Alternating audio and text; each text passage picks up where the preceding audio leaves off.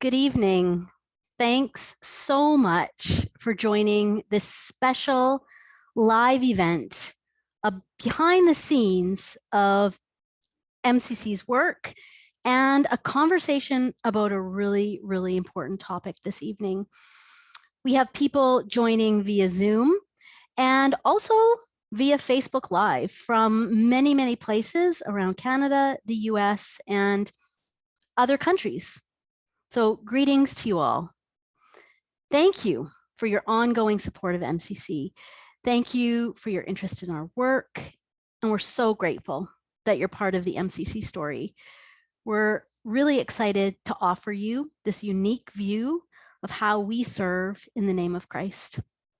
My name is Laura Kelmar, and I'm the Director of Marketing and Communications for MCC Canada. And I'm based here in Winnipeg, Manitoba, Canada. I want to acknowledge that I'm living on Treaty 1 territory. It's the ancestral lands of the Anishinaabe, Cree, Oji-Cree, Dakota, and Dene people, and the heartland of the Métis people. This land acknowledgement is one small step that we take toward reconciliation and peace building with Indigenous neighbors. And really, that is part of the conversation that we want to have tonight about how to build peace in the midst of conflict. So I want to go over a couple logistics, a couple technical elements that you might want to know about. On Zoom, participants will be kept muted throughout this live event. We won't be able to see your cameras or hear you, but we do want to interact with you. We want to hear what your questions are. So if you'd like to submit a question via Zoom, please do so through the Q&A function. You'll find that on the icon bar right at the bottom of your screen. There's a chat function and a Q&A function, and we'd like to hear from you via that Q&A. People who have joined via Facebook are encouraged to submit questions through our Facebook comment section. Somebody will be monitoring those and also letting us know what those questions are during this hour. You can submit questions anytime, but we won't answer any of the questions until after the presentation portion, and then the questions will be moderated. We'll try to address as many as we can get to, but I suspect there will be many, many more that we won't be able to get to. Many of you who signed up via Zoom submitted questions in advance, and we're already preparing to answer those. So please know that we're going to try to get to as many as possible, but obviously we're not going to be able to answer everything. Just to let you know, we are recording this session. The recording of this event will be made public following the live presentation. So if you're not comfortable with that, you are welcome to leave at this point. Well, I want to talk a little bit about why we've gathered here today. A lot of us have been glued to the news lately, scrolling our social media feeds, watching what's happening in Ukraine, and our hearts are breaking. War is the top of mind for many, many people. And of course, as an organization, MCC, rooted in a peace building perspective, we wanted to contribute to the conversation, which we think is so very important. So again, so pleased that you're here with us this evening. This is an hour-long special live session. MCC staff and alumni will share stories about what peace-building work looks like in the middle of conflict, in the middle of war. We have speakers who've spent time in Ukraine, Colombia, Korea, North Korea, and South Korea. Our presenters this evening are going to explore questions like, what does peace look like in the middle of war? And how do we embody a peace perspective? These presenters are going to share stories from the ground. You're going to hear lots of interesting personal narratives. They'll each speak for about 7 minutes, then we'll have about 30 minutes left for questions and conversation. Like I said, please do submit those via the Q&A function. We encourage you to submit as many as possible, and we'll answer as many as possible. So now I'd like to introduce our presenters. We have Katie and Andrew Getter. Katie and Andrew were MCC representatives in Ukraine from 2017 to 2020, when we actually celebrated MCC Centennial together in Zaporozhye in the middle of Ukraine. Katie now is an immigration specialist and an ESL teacher. Andrew is a mental health therapist in a child trauma clinic that serves immigrant, refugee, asylum-seeking youth and their families. He's also on the board of the Lombard Mennonite Peace Center. They're joining us from Chicago. Sung-Hung Kim joined MCC in 2019 as a peace educator and is now serving as MCC representative for Northeast Asia. Sung-Han grew up as a child of internally displaced people. Both his parents originally from the northeast part of the Korean Peninsula, what is now called North Korea. Sung-Han lives in Chuncheon, South Korea, a few miles from the 38th parallel line. And finally, our last presenter, Anna Vogt. Anna is co-director of MCC Canada's Peace and Justice Office. She spent 7 of her 11 years with MCC in Colombia, supporting MCC partners in advocacy for the rights of displaced communities who were victims of Colombia's armed conflict. She supported human rights documentation work and did policy work around issues of migration and peace building before migrating back to Canada. So we're going to hear some very rich narratives this evening. I'm going to start by turning it over to Katie and Andrew. Katie and Andrew, please go ahead. Hi, thank you for joining us this evening. As Laura said, we were in Ukraine from 2015 to 2020. Somehow we missed the hottest phases of the war in Ukraine, which took place in 2014, early 2015, and of course now on a much larger scale today. Our work did take place in the midst of armed conflict. There were daily shellings along the front lines in the east, and travel between the breakaway republics and Ukrainian-controlled territory was very difficult. We worked closely with a small group of Baptist churches for whom the demarcation line split off 10 churches on one side from 10 churches on the other side. We supported this church group in their commitment to provide humanitarian assistance and preach the gospel to all people without making a distinction between friends and enemies.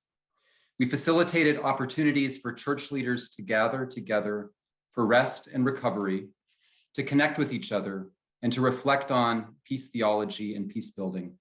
We included this church group in several 4-day peace building trainings that brought together church leaders with very different perspectives on the armed conflict in Ukraine. The purpose of this was to build empathy, to work towards overcoming polarization and building unity.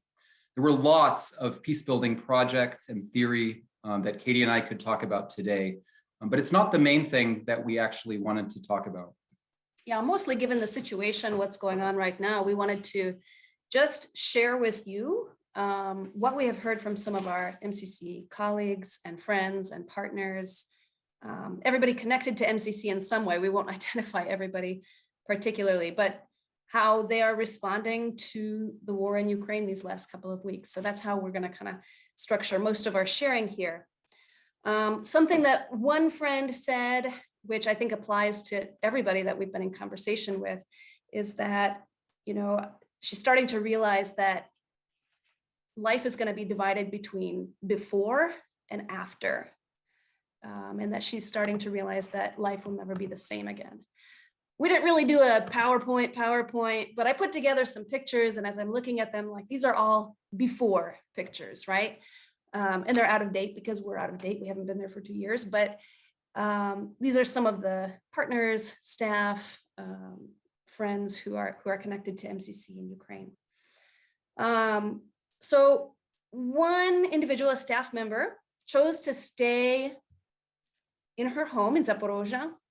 Her hope is to be of use and encouragement to the people around her. They're hoping in their church to welcome, even just as a stop along the way, some of the folks who are fleeing hotter areas of conflict right now.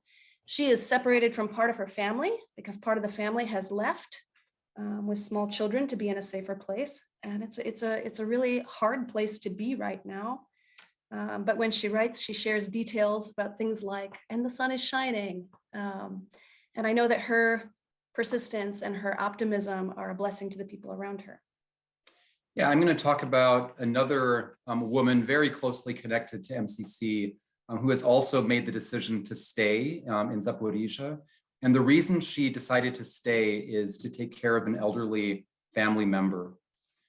She wrote to us and has been reflecting on the war, on God, and on life in this world. And she writes, "Peace building is not only not fighting, it is most of all speaking the truth. And that includes the futility of stopping the current invasion with kind words or polite phrases." She writes that peace building takes on different forms at different times. She writes that so much good has come out of these days of war, including her trust that God is, quote, fighting for our lives by repelling such a mighty aggressor. She says she could write a whole book about these few weeks of war. And she talks daily with someone else connected to MCC who's hiding in a basement while Russian troops occupy their town and attack a nearby large city from that town. Responding to armed conflict is more than helping victims and geopolitics, which maybe tends to become the focus the further removed we are.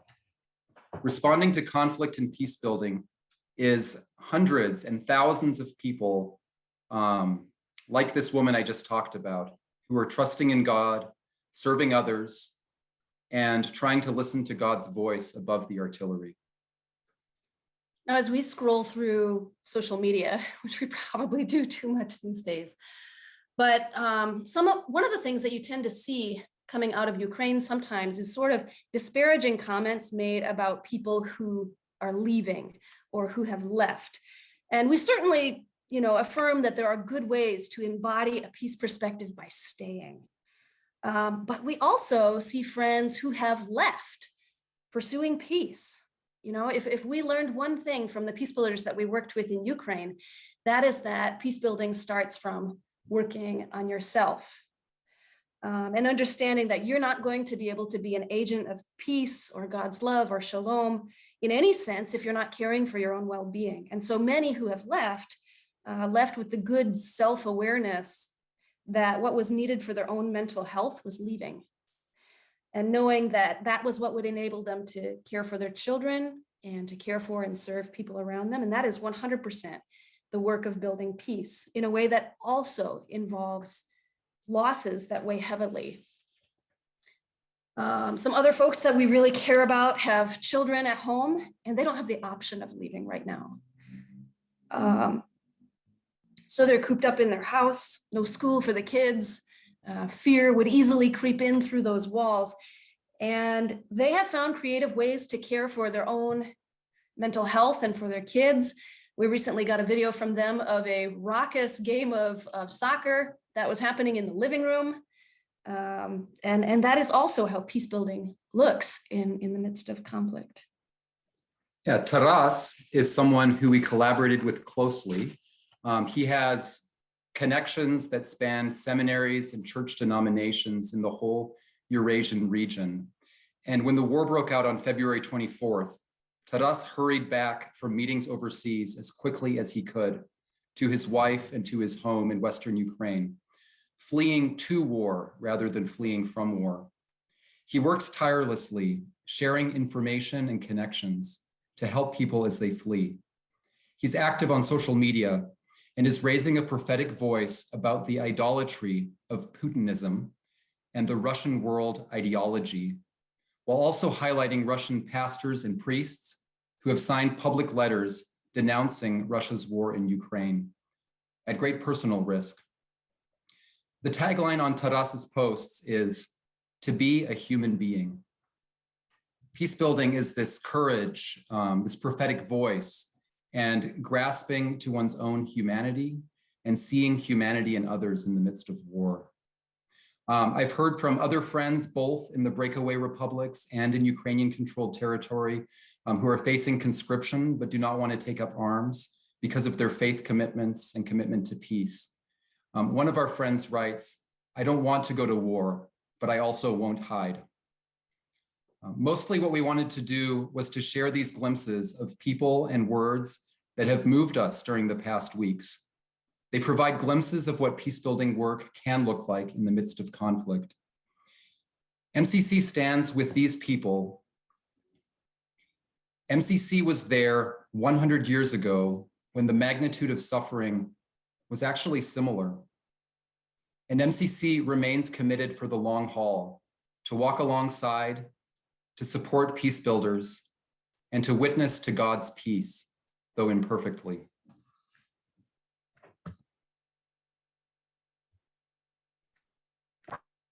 Andrew and Katie, wow, thank you so much for sharing that, just sharing those glimpses. And it's not a neatly tied up package about what peace building looks like. It looks like 1,000 different things and really various different choices that people are making in the midst of it. But the line that you said that's going to keep coming back to me is that it's trying to listen to God's voice above the artillery and to find humanity for ourselves and in others in the midst of conflict. And that is just incredibly powerful. So thank you so much for sharing that. And we're going to go to Sunghan and hear a bit of his story. Hello, I'm glad that be part of this critical conversation. At the same time, I feel great sorry because I never be in DPRK, North Korea, or I didn't have any experience, even have conversation with people from North Korea. So if you have expectation to hear about DPRK in depth, I'm not the person who can offer that. But we have another very nice, good webinar on September 2021 at MCC. So you can have more a picture about the PRK issue there. Then what I'm going to do for today, maybe I can share based on my life story, my family story, which is also reflects the collective experience of many people in Korea who live through the generation with unending war. Before we get into that, I prepare very quick quiz for you. Maybe we can start. Do you know what is most popular surname in Korea? Not Yoder, not Kaufman. Yes, the Kim is the popular surname. And the once the Nobel Peace Prize recipient, President Kim Dae-jung, and now he holding hand with the father of North Korean leader Kim Jong-un, Kim Jong-il, hand in hand. So Kim is the most popular surname. Second question, how many different kinds of kimchi exist? Kimchi is so popular both North and South Korea.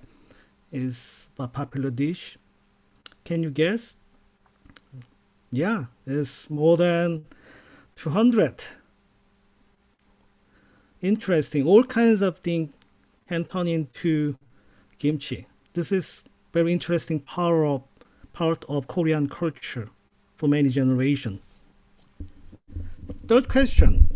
When the North and South Korea divide? This is kind of tricky question. You can have the multiple choice here. Yeah, the correct number is not number one. It's number 3 after Asia Pacific War.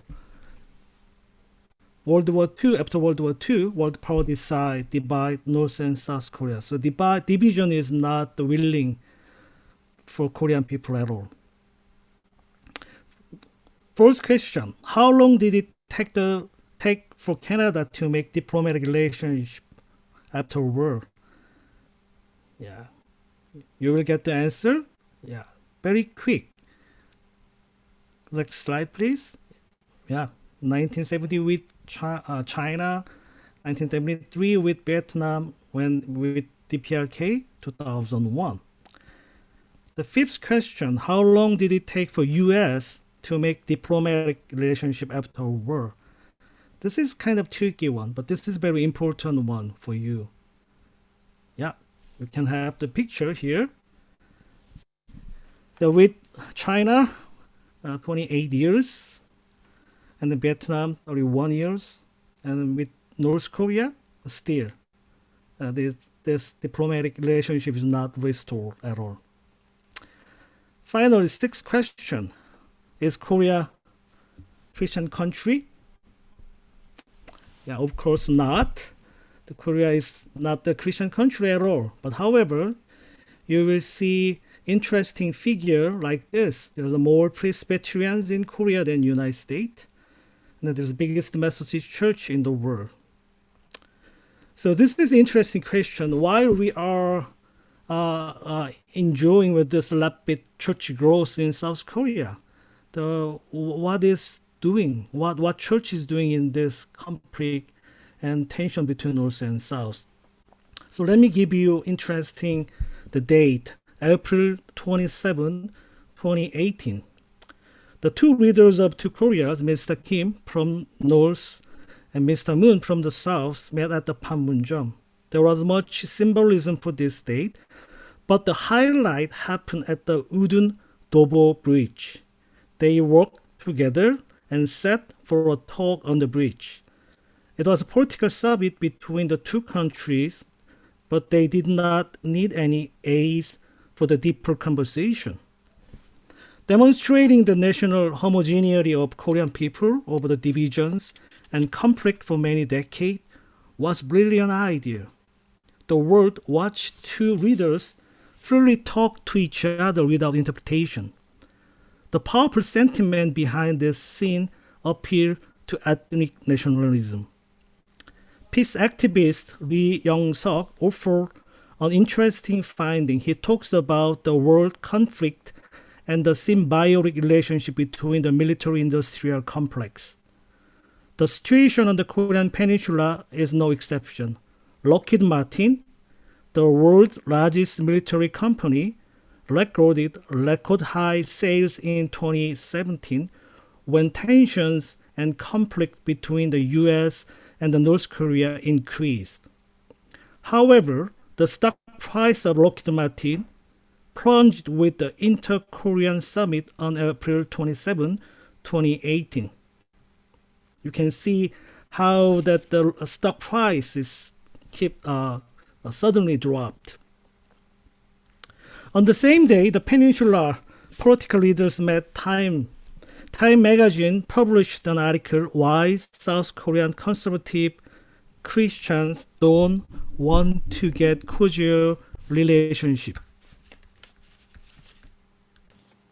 Sung-han, can I just interrupt you for a second? Pardon me. People are having a little bit of trouble hearing you. So if you can get closer to your mic, that would be great. I'm sorry for that. The Time magazine published an article, Why South Korea's Conservative Christians Don't Want to Get Cordial with the North. This article captured well growing concern among conservative Christians who are typically older in age. They harbor political views that are closely tied to living through a war that painted North Korea as an enemy and the US as a crucial ally. This article reaffirms the deep and long relationship between the Korean church and anti-communism. So it is also painful to recognize that the church is obsessed with the memories of the war and the trauma of division. How did Korean church abandon the vision of shalom?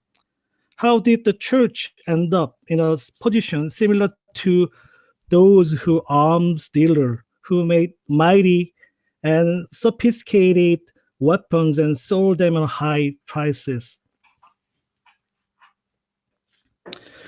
This is perfect example. My family story share everything. My grandfather was involved in armed independent protest during Japanese occupation. So through that, I have strong tie with Korean nationalism. Also, my parents, both originally from the North Korean peninsula, after after liberation from Japan, they flee from north to south before Korean War broke out.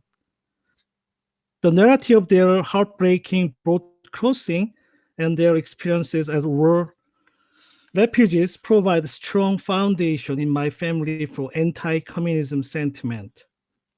My biographical story contains the broad complexity of the Korean Christian identity. Christianity is always closely tied to nationalism and anti-communism. These are the habits of the many hearts. I know we have very run out of time, so I quickly jump into my conclusion. The Ellen Kreider pays attention to the patient ferment as a unique characteristic of the early church before Christendom. The patient fermentation was a necessary process to form a new habitus as a Jesus follower and as a new we in Christ. Early church tried to change the habitus of those who wanted to become new community members through catechism and worship experience. But we are living the 21st century in the middle of ongoing conflict and violence in the world. What do I learn from my family experiences and church history in Korea? One thing is clear that more than 70 years of unending war shaped our heart, our habitus, and built new habit. Therefore, there's no quick answer, an easy fix for these deep and long roots of violence and conflict. So therefore, the church must change in direction, sow the seed of gospel of peace, and wait patiently. Wait patiently. Who knows? May God give us the grace of ease for the future. Sung-han, thank you so much for sharing that story, that very, very personal story, and really that ongoing story. As you said, there isn't diplomatic relations, and that war is still ongoing, which continues to shape people's family narratives, personal narratives, and the church's narrative in South Korea. So it's just so evident that war and peace is life-changing and life-shaping. So finally, we're going to hear some life-changing and life-shaping stories from Anna Vogt. So Anna Vogt, Anna, please go ahead. Thank you, Laura, and thanks to my fellow panelists and to all of you who are participating in this conversation with us. It's really life-giving to be part of a conversation together with so many people around the world who are interested and engaged in peace building. To me, this conversation together is part of our peace building work. And so I'd like to share 3 lessons that I learned about peace building when I worked with MCC in Colombia. And these are lessons about peace building that I try to apply now in my current work in advocacy with MCC Canada. And I hope that they can also be meaningful to you as they were to me. And just a little bit of context, Colombia is a country that's been engaged in armed conflict in one form or another for over 60 years now. There are currently over 80 million internally displaced people in Colombia, so people who have been forced to flee their homes because of conflict. MCC has been working in Colombia for a number of years, and MCC works in Colombia through church partners, and especially through Anabaptist partners. And there's so much we can learn from Colombia about how specifically churches respond to impossible situations. And that's in fact my first lesson. It's what my boss said to me on my very first day. The most challenging and beautiful thing of working in Colombia is that every day we're trying to do the impossible. To work for peace means starting with a big vision that looks beyond the current conflict to imagine something different. And then it moves from imagination to working to embody that peace every day in daily choices, in lived realities, and in imagination. Because Colombian Mennonites want a country at peace, they choose to respond in nonviolent ways by using creativity. Again, that focus on a big dream of peace and then asking ourselves, how do we live that out? It means being nonpartisan, nonviolent, and a space for possibility. For example, every September 21st, on International Peace Day, churches across the country go out and march and ask for peace, but peace with justice, a silencing of weapons, and also peace, a shalom, where everyone has bread to eat. Because Colombian Mennonites want a country in peace and are visioning that out, they act out that future now by giving out bread on the street. It's just one of those creative ways of engaging and living out that impossible dream. Which brings me to my second lesson. Next slide, please. We remember who we are and we tell the story.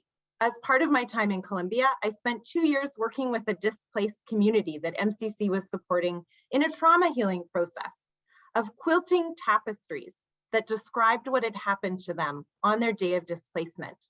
What started out as simply a women's space of women gathering to share stories actually turned into a community transformation, because the act of telling a story created a community story that everyone see themselves as participating in. It was about violence, but it was also a story about dignity, about God's faithfulness, and about the power of the community to overcome hard things. My friend and community leader, Juana, the woman in the red shirt in the back there, who later won the Colombian National Peace Prize, put it this way: we learned that violence is cyclical. Our ancestors, as Afro-Colombians, had arrived in Colombia as victims of violence, as slaves in the 1500s, and their own displacement from Africa. So we started to tell this entire story of all of our history, because by telling it, we could work to stop the cycle of violence. For Juana, moving from individual healing to collective recovery became an important step in changing these cycles of violence, creating peace. It meant examining what were legal routes to minimize violence for the community to access their rights, and to engage in spaces where we're able to see the results of their initiatives. And the public story here on display meant that everyone in the community could see themselves as part of a vision for peace and joining together to work together. As Juana said, these quotes are a display of hope that, again, create a space of possibility. And that brings me to my last lesson. Cameron, if you could go to the next slide, please. Look for the turtles. And I think what I learned in Colombia was that there will be many setbacks and terrible things will happen. To work for peace in situations of conflict is messy and complicated. Things don't happen the way that we think that they will be. It's very easy to be disappointed. Real harm is often done in context of violence. At one point, I remember the community was commemorating actually 12 years of displacement, and we're anticipating a beautiful event where they were even hoping that there could be some sort of reparations that the government would provide. And as part of it, they were planning a culturally appropriate celebration that involved some turtles that were stored in people's backyards that were later turned into a traditional food. Nothing went right. The event was terrible. There were no reparations. The community felt abandoned and lost. Conflict later broke out in parts of the community. Tensions between community leaders and community members grew. About 2 weeks after the event, Juana called me over with excitement to her backyard. Some of the turtles must have laid eggs, and 2 baby turtles had dug their way out of the dirt. In the midst of devastation, of trying to pick up the pieces again, new life was emerging. And I think for me, it's something I've tried to cling to as well. When we're in situations of conflict, of devastation, let's look for what is emerging. There's no space without hope, and no room and no place without creativity. In every community in Colombia, there's a church. All of our communities, there's a church that reads a Bible that contains verses about reconciliation and peace. That's something that is emerging, that we can work with, that we can talk to people about. In every space, there are people who love each other, who care for each other. Instead of saying it's all over, let's focus on where are the baby turtles, what's coming out, what can we focus on, what can we amplify, and how do we build peace through that? Anna, thank you so much. I feel like I need to go out to my backyard and look for some turtles right now.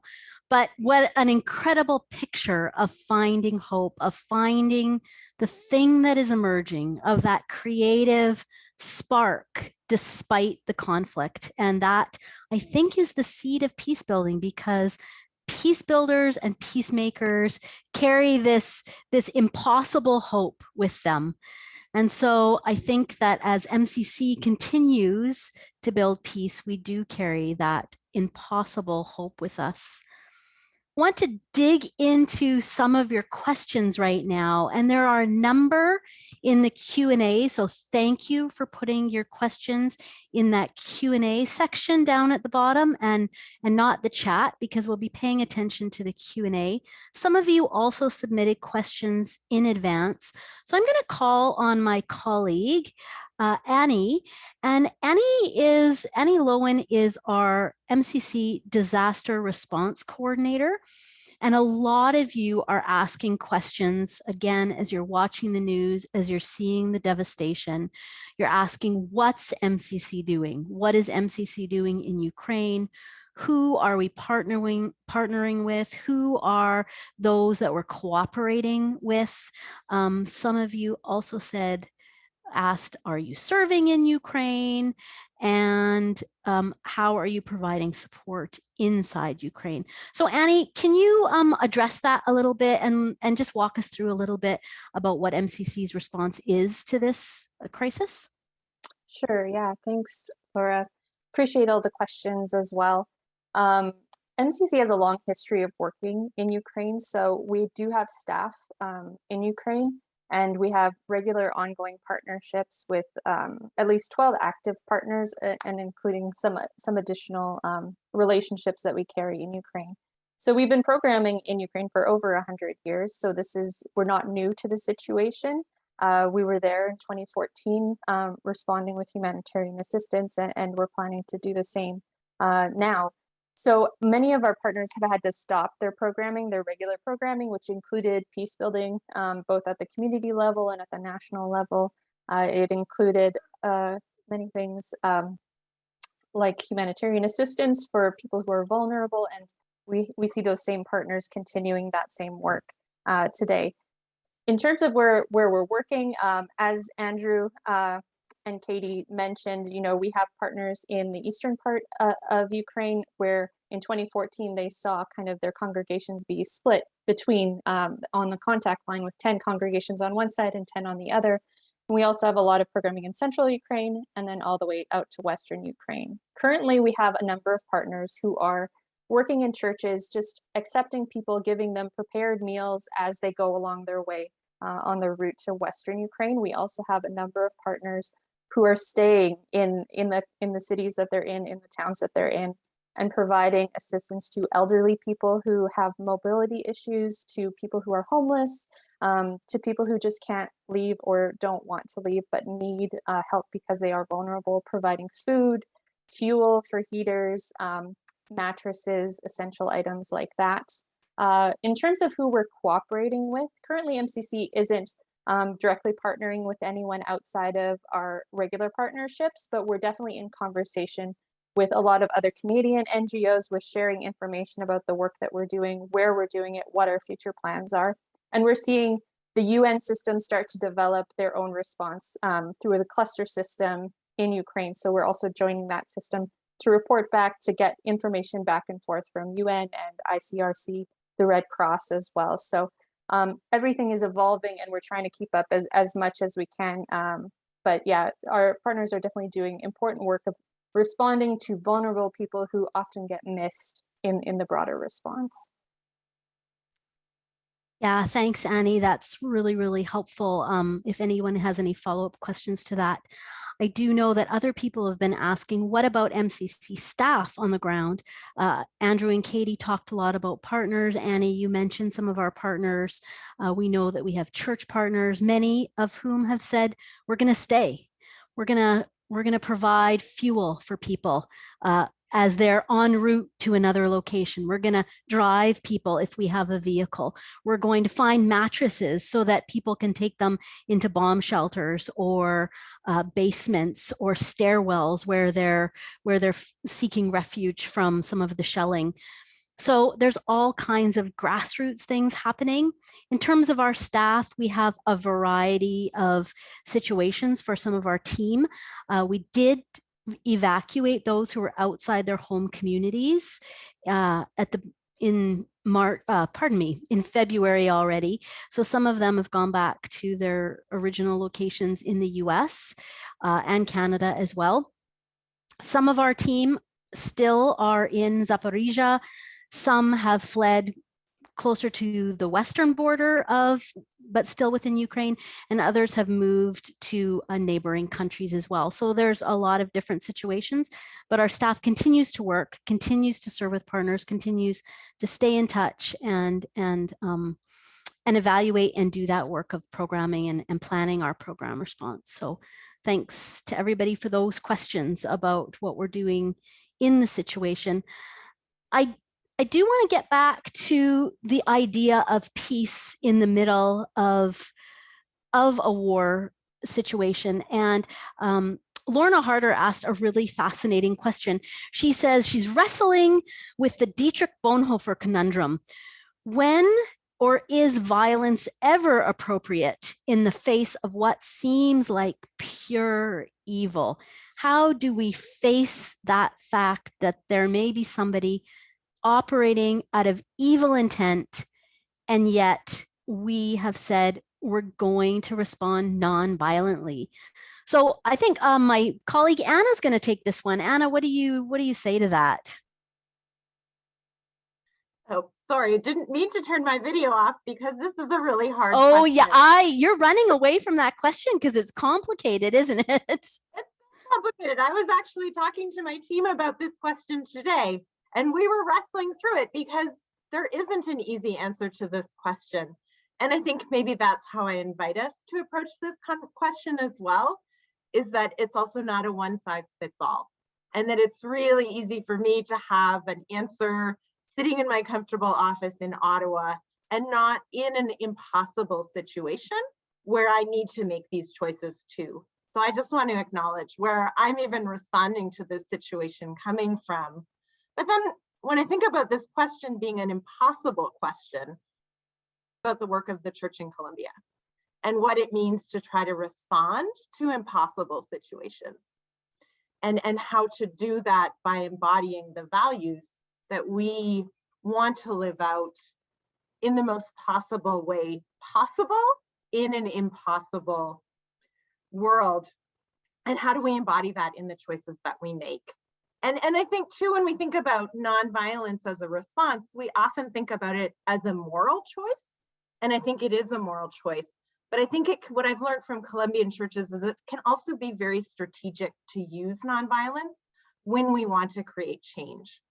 Because engaging in violence in Colombia, no matter how justified, no matter how terrible the atrocities were, meant that the church would actually lose any credibility as an actor that was different, that could engage in a different way. And so I think a lot, what is the situation that we're in?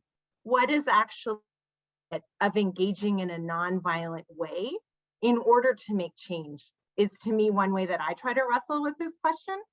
And I think I also find it helpful to focus a little bit less on the big question of like, what is the ultimate evil? And instead of thinking about what is the line that is crossed before somebody becomes evil or something becomes evil, to think more about myself. How am I embodying peace? How am I engaging in curiosity? How am I thinking about how I want to respond in situations that are really difficult? How do I want other people to see me? Where do I see the image of God at play? What am I learning? Rather than what is the other thing that is wrong, and focusing on myself and my own reactions rather than on the wrong. Doesn't mean justifying violence, doesn't mean speaking or acting against it. But I think those kind of questions maybe open up a different possibility for us to walk into with an answer. But yeah, just some thoughts. Thank you, Laura. Anna, thank you. Thank you. I mean, approaching things with curiosity. Listen, that's hard. When I'm on my social media and I'm on Instagram and Twitter and Facebook, and I'm not approaching things with curiosity or a different perspective. I'm not embodying hope in that moment. I'm looking to point fingers. I mean, maybe other people are feeling that too, but what a challenge, like what a challenge that is to look at that for my own self. Thank you. I'm going to move a little bit from the theoretical, maybe philosophical concept of peace. And Andrew and Katie, I'm going to ask you, I'm going to pivot to what it actually looks like on the ground. In your experience as MCC reps in Ukraine, what did you have to do differently when you were trying to provide support or humanitarian assistance in the midst of a conflict setting? Like when MCC was responding in Eastern Ukraine before it was a full-blown conflict, it was still dangerous. And so how did you make decisions at that moment for a relief and development organization when you're facing violence and war? We had partners who we could trust, who were parts of those communities impacted by war, but were also able to connect with us by coming to Zaporizhia. We still valued monitoring of our partners' work. And so, even though we did fewer visits to the war zone, we did on occasion visit and find out about the work that they were doing and the impact that it was having. And have heavily detailed security plans and check in and where are you and have out routes and. Right. And did you have to pivot? Like, what gave you the confidence that you knew that you could change plans? Like a large organization like MCC has plans and has projects and project proposals. And how do you make that shift when something happens and you can't follow through the way you thought you could? I mean, as a person who's done planning, monitoring, evaluation, and reporting, what we would always say to our partners is that good projects do change, and they should change, and they should not look the same from the beginning to the end, because whether you're talking about a huge like global shift or you're talking about small shifts along the way that the work that our partners do is always responding to ways that things are changing. Yeah, awesome. Thank you. Thank you so much. I'm going to go again back to a more theological question. And Sunghan, maybe this is for you.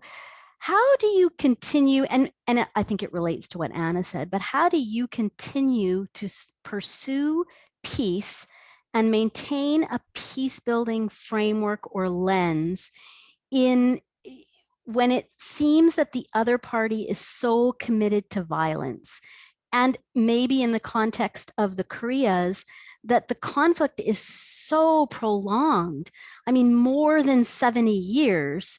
What keeps you going in the face of that insurmountable odds? Yeah, thank you for inviting me into another complex question.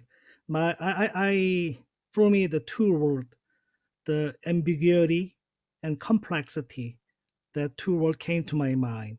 Maybe this is time we accept the ambiguity and complexity of the world.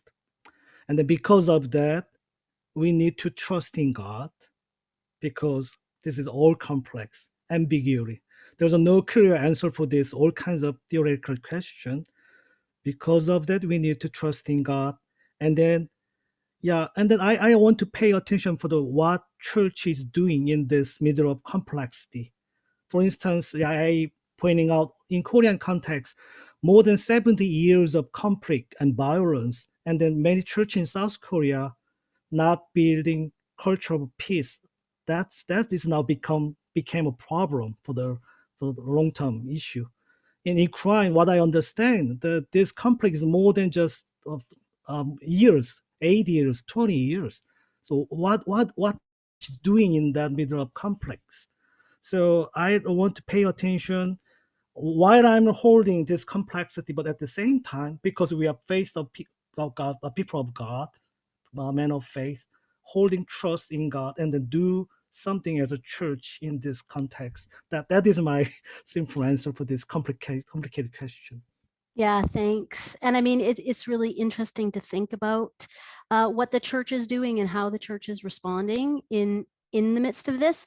And I think that one of the things that we're hearing very clearly from our partners and on the ground right now in Ukraine particularly is that they're remaining committed, they're resilient, and their hope remains in a very difficult, challenging situation, and they're finding very, very creative ways to respond.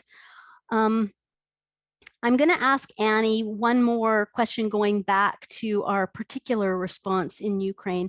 Can you say a little bit about how, first of all, we've been just blown away by the generosity and the compassion of people reaching out, saying they want to support people, projects in Ukraine, through giving to MCC, by praying, by engaging with us in these conversations. But people want to know what's maybe the long-term plan. And I think, Annie, one of the things I heard you say yesterday was that MCC isn't historically a first responder. We aren't maybe the first ones on the ground, but we have long-term, mid-term plans. We've been in Ukraine for over 100 years now, and we have that long-term presence that's going to really help us make those longer-term plans. So what does that look like for us, Annie? Just very briefly. Yeah, thanks, Laura. Yeah, definitely. I think that in these emergency situations, MCC is not always best placed to do wide, massive, huge, big scale delivering of assistance, but we fill gaps where those are located. We know that there are people who don't get picked up, people who can't leave their houses, people who have vulnerabilities, and they get missed in these bigger responses. So that's where MCC really fits in, I think, in these emergency situations. We're also there for the long term. We've been in Ukraine for 100 years. We plan to be there for the foreseeable future. So even after these emergency needs start to settle down, we're looking at long term, how do we help people repair their communities, the relationships in their communities? How do we rebuild livelihoods, education, providing long-term food security, and helping communities reestablish themselves after this? So certainly we're going to be in Ukraine for the foreseeable future, and we're going to be accompanying the people of Ukraine for as long as we can. Right. And I mean, the amount of displacement right now, the amount of people who are fleeing that then are going to either have to resettle somewhere else or settle back into communities that have been destroyed and infrastructure has been destroyed. It's going to be a very, very long-term response.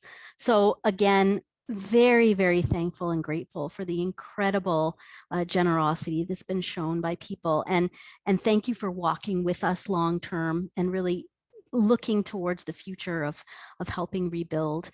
I want to pivot a little bit. We've talked about what peace building looks like on the ground. We've talked about what peace building looks like actually in places where there's war and conflict. Now let's turn to the audience. Let's turn to the participants and say, what's our role? Like, what's my role as someone here in Canada or somebody in the US? Like what should we be doing? How do we advocate for peace? How do we build peace? There's an incredible diaspora of Ukrainians who have now fled or who are in Canada. What's our role in all of this?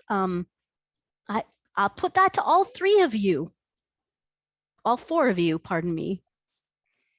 There are lots of good answers to this question, but I just want to start with this one because we have a big audience right now, and that is with prayer. And there are a lot of situations, it seems like, in Ukraine right now that people like us, normal people, this is a really big way that we have to influence the situation on the ground is through prayer. And so I'm just going to throw one request out there. I want to ask you to pray for people in the city of Mariupol in Ukraine, where there's been a siege and people have not been able to get out. There's not been contact with people. There's not been water, light, electricity. Anyway, so this is just one example, and I think a really important one. Things that we can do. Others can speak to other things. Yeah, thanks, Katie. And that's really very, very direct in the news today, what we're hearing from Mariupol. So thanks for that incredible reminder. Anna, Andrew, Sunghan. Yeah, I think a few things come to mind. First of all, that idea of praying, and also in community. Let's gather together and think about how we respond together.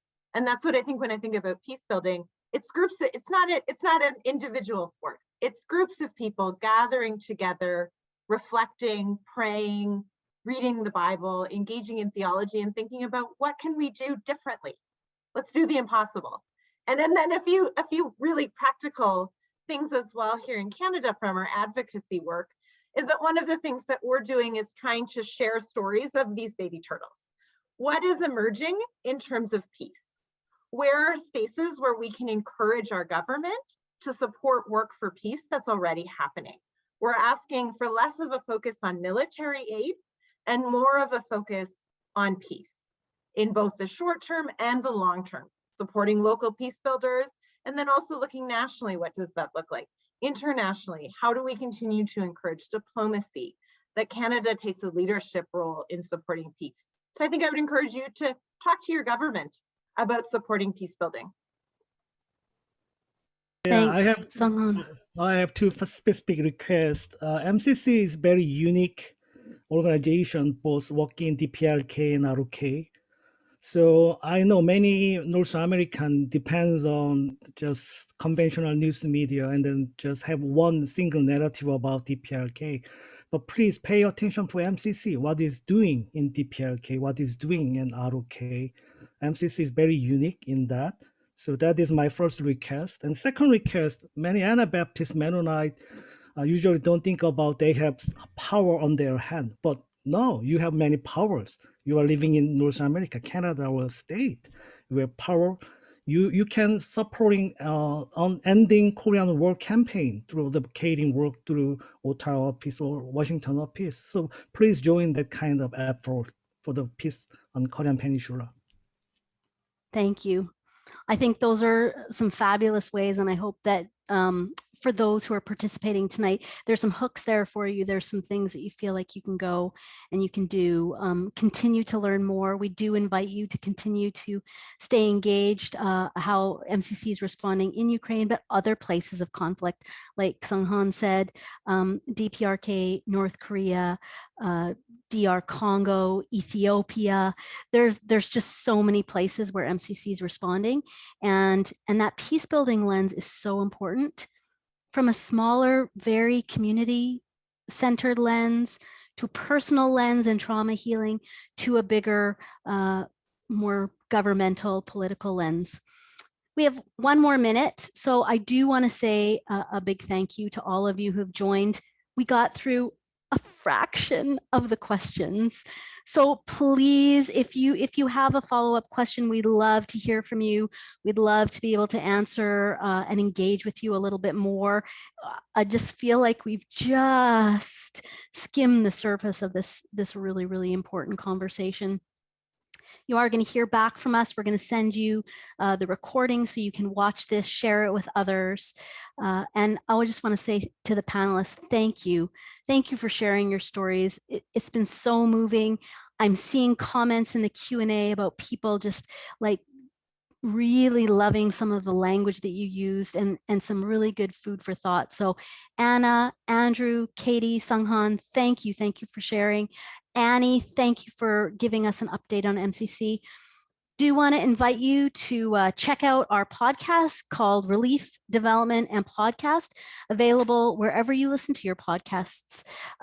The episode that is new just dropped last week, and it actually features an interview with one of our partners in Ukraine. His name Max Olaforovsky. He actually is in Zaporozhye. He's one of the partners that has stayed to help and to continue to serve in that community despite the challenges that he's facing. And a new episode will be also coming out tomorrow featuring MCC Canada's Migration and Resettlement Associate, Kaylee Perez. And she's going to address maybe some questions that you have about supporting newcomers to Canada, including those who may be coming from Ukraine. So do stay in touch with us through that. Again, thank you so much for your time. We really, really appreciate it. God bless you all. Good night.